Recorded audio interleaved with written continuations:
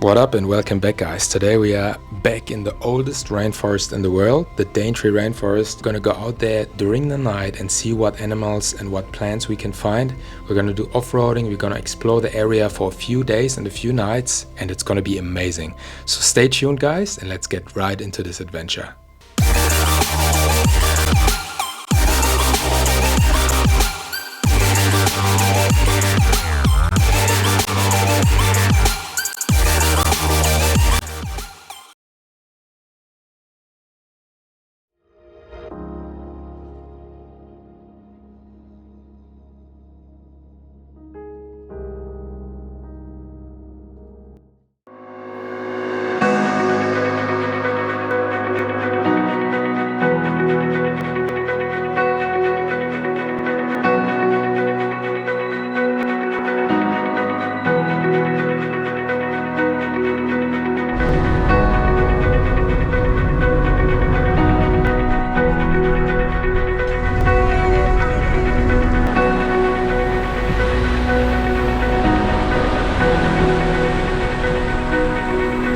What up, guys? Welcome back. Another day. We're in the Daintree Rainforest once again, the oldest rainforest in the world, and we're gonna stay here a couple nights this time. Gonna go out at night. I can't wait. This is literally my happy place. I love it.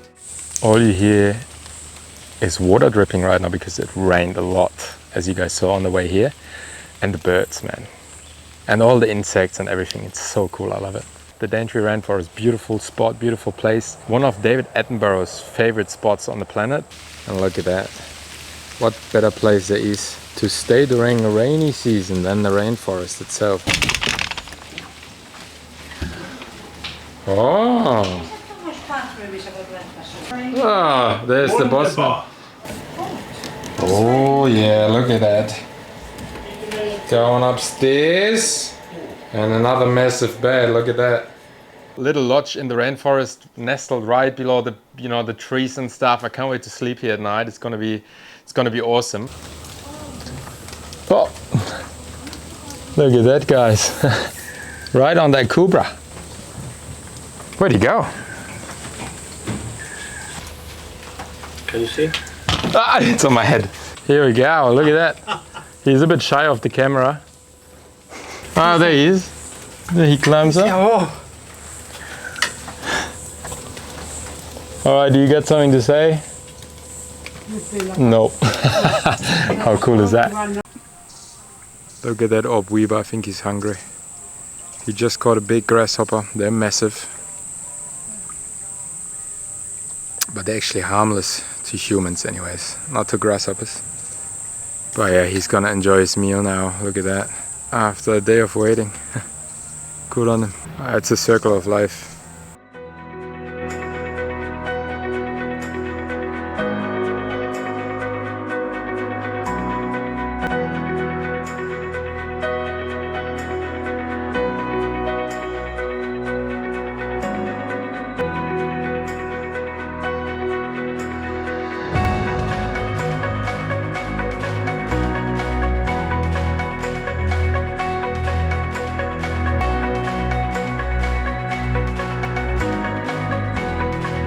Then it was finally time to head out into the Daintree Rainforest at nighttime, something I have been looking forward to the whole time.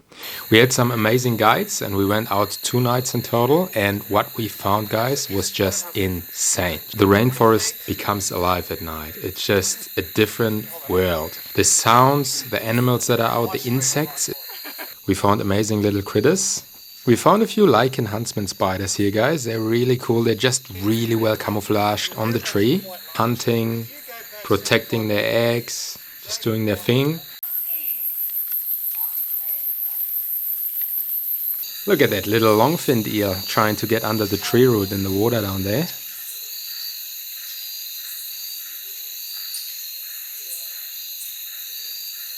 We found a variety of stick insects here. I used to have stick insects as a pet back in the days, but they are so much cooler in the wild where they belong. These are peppermint stick insects, also really cool find. These guys here, God, you got a well-oiled machine, have the world's worst self-defense mechanism you've ever seen. Just behind the back of the head there, there's like 2 holes in the back of the head. And what they do is when you irritate them, Oh yeah. they spray out So as a self-defense mechanism. I want you guys to smell my fingers. we laid eyes on this really cool dragonfly.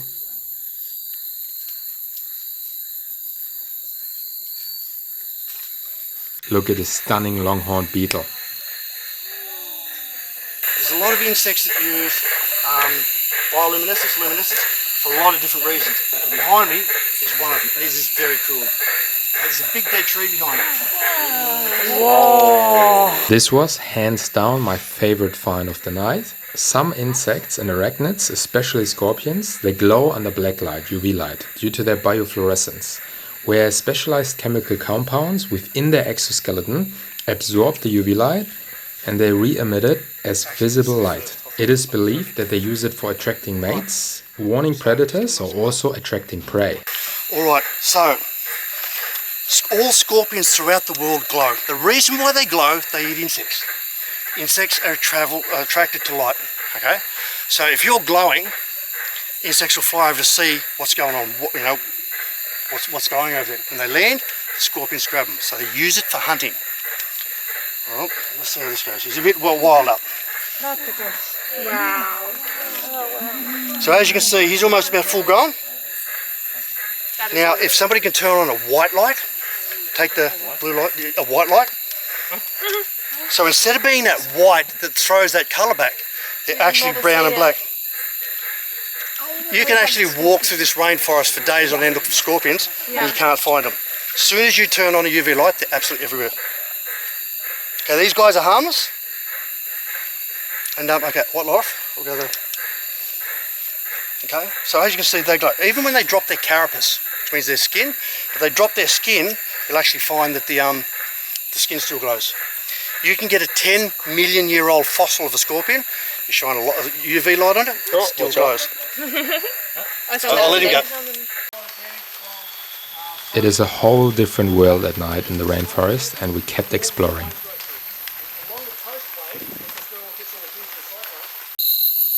There she is. Oh my gosh. See the little, so she's protecting, see this white casing? Underneath there would be 50 to 70 eggs. She puts them there and then she does a dance and she meshes her web on top. Amazing. She then sits and protects, she maternally guards them for 21 days, 3 weeks. I've got multiple videos of her, not this one, this is Charlotte, and they actually hatch their eggs out from underneath. That white web tomorrow, it's only 2 days old, it's going to be covered in lichen. Oh, Yeah. okay. And there's nearly one on every tree. Amazing. Now get ready for this beautiful kingfisher. It's a really rare find, and to see him up close like that, oh, it's just stunning. So beautiful. The colors on him, bright blue and orange. I don't want to wake her up anymore. We have now classified over nearly 3 million different species of fungi on this planet. When I was growing up, fungi, they still didn't have it in a kingdom. Today it is its own kingdom. We scientifically have classed all fungi species separate to plants and animals. Wow. What does it smell like?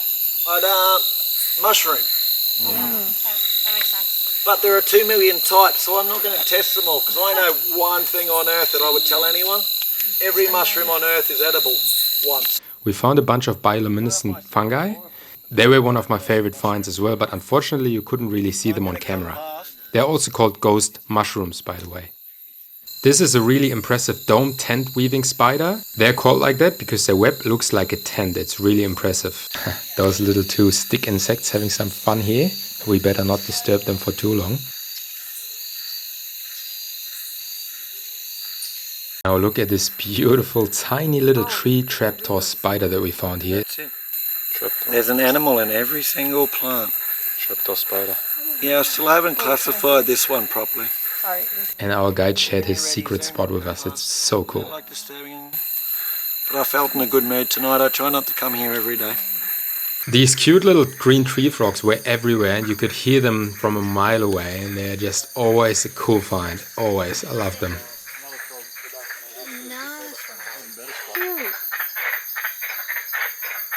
Hi, buddy. the light doesn't bother them. Yeah, not too bright, I guess. Yeah. Green tree frog. Did you see the frog? On that second- This is a web casting spider. Have we had 6 spiders? So far, yeah. Cool. This is a web caster in full action. This spider's, oh my voice, it just faded. The web casting spider comes from the family Dionopsis, one of the most fascinating animals I've learnt about. She's built an A-frame on each side and she's got one behind her. That white thing in between her arms is her web, and she can actually cast it over her prey. She has 2 eyes, larger in proportion to body size than any other spider on earth that I'm aware of. She can actually see in the dark. Tonight on the full moon as it comes up, I shouldn't be shining my torch because apparently bright light can hurt her retina.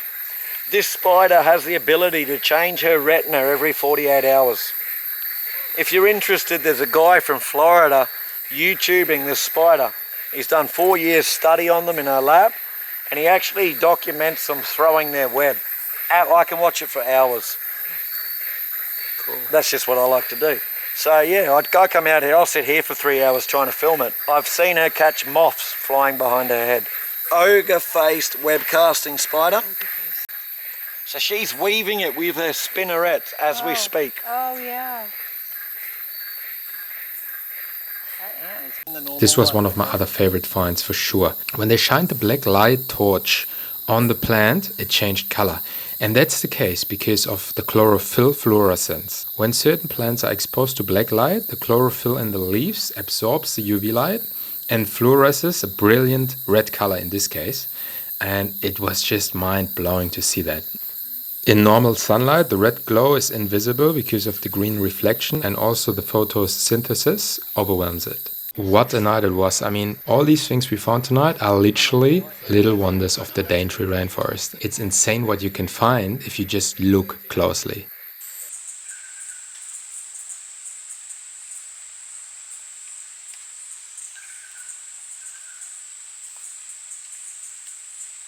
Good morning, a new day has come upon us, and we're gonna head out even deeper into the Daintree today and gonna explore, do some off-roading, and hopefully we're gonna see some cool wildlife. So we are very excited for that. Look at that. Oy. With all these spiders around, guys, don't forget to check out my partner and sponsor, Blessing Watches. Beautiful wildlife watches, guys. So jump on the link in the bio and get yourself one.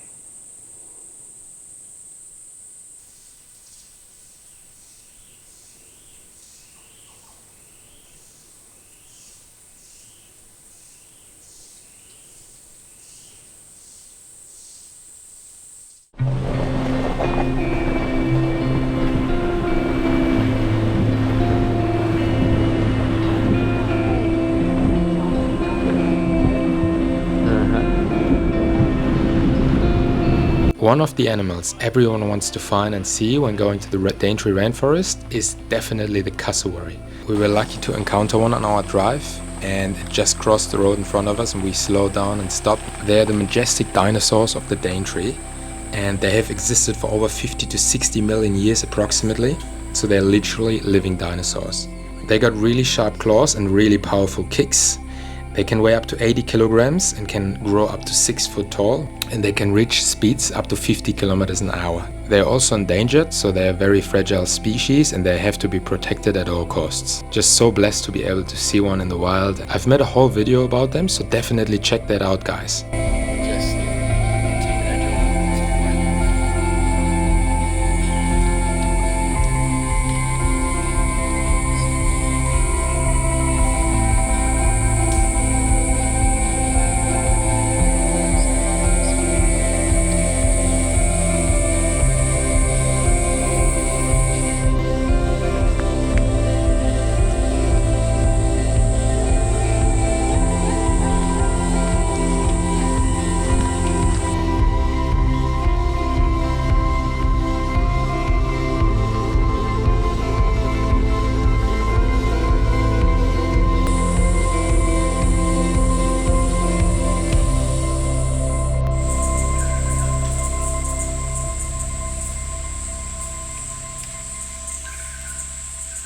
Growing fruit just on the bottom of the trunk. This is how the tree makes sure there are more trees going to grow in the future, because a cassowary, for example, which is a so-called keystone species here in the rainforest, right? They would walk past here, they could just pick that straight off, eat that, keep walking through the forest, poop it out. The seeds are going to go into the ground and eventually a new tree is going to grow. This is why there are certain species in the Daintree Rainforest that are so-called keystone species, and the cassowary is one of them.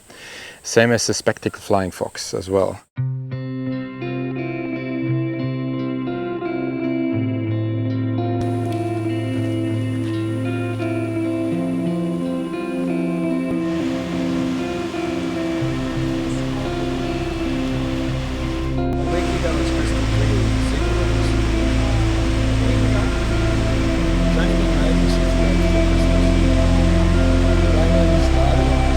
Nature is so powerful.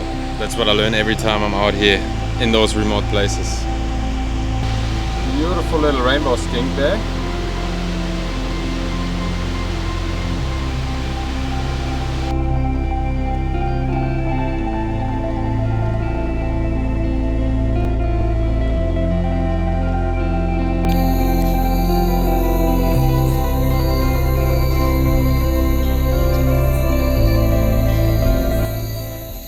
The craziest thing is, if you're in the rainforest, right, and you're going for a walk, you just keep walking, you're kind of waiting for something big to pop up.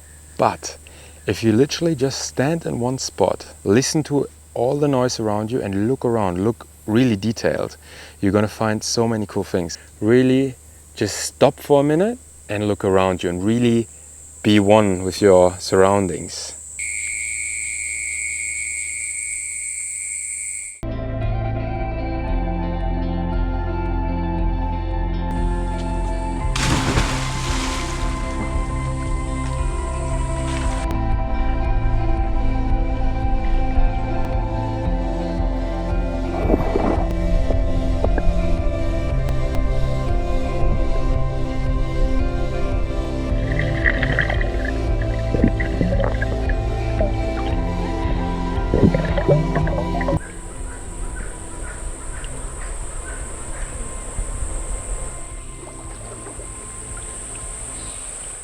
Everything is attacking each other here. Look at that.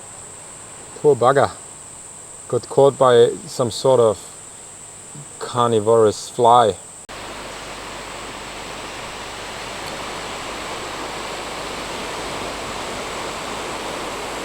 The beaches are really cool here, beautiful. But one thing is not as cool about them. You pretty much can't swim anywhere. First reason, crocodiles. In creeks, in the ocean even. Second reason, sharks. Of course, sharks are around. Third reason, and this is probably one of the main reasons as well why I wouldn't swim here, and that's stingers. So jellyfish, right? I made videos about all these animals. Most dangerous crocodile in the world, saltwater crocodiles, huge ones up here, yeah? Jellyfish, irukandji, box jellyfish, the most venomous animals on the planet, some of them. They're all living in those waters behind me. So that's why you gotta think twice if you want to go swim here or not, and you got to be really careful. Got a little creek behind me there. There could be a crocodile right in there, you know, coming from the waterways in the ocean. They're swimming around, they like that. But yeah, the beaches are super stunning. I mean, look at that, the palm trees, you know, with the rainforest nestled along there. Cape Tribulation, beautiful, very important to the traditional owners of the land, where the rainforest meets the reef, right? Cape Tribulation up here in the Daintree Rainforest. Two of the, you know, most amazing areas meet each other. The Great Barrier Reef on one hand, and then the Daintree Rainforest on the other, right? It's just so stunning, and that's what's so special about this place, right? Didn't see any tree kangaroos, but they are around. They're just quite rare because during Cyclone Jasper, which was a few years ago, a massive cyclone that hit the Daintree up here, Far North Queensland, a lot of animals died, especially in the lower parts here. You know, they got washed away with landslides, flooding, all of that. It was terrifying. It was devastating, you know, for the wildlife, for the locals here. We talked to one of the guides yesterday. He lived here. He was here during the cyclone. And yeah, what he was telling us was crazy. That cyclone did a lot of damage that you can still see today. But it's slowly recovering, which is good to see. Anyways, what a trip it's been. How cool. I love the Daintree Rainforest. And every time I come here, I find something new, a new appreciation for this special place and for nature in general. So very grateful. I hope you loved this video. I hope you enjoyed it. And as always, guys, leave your opinion in the comments, leave some support, and I'll see you soon.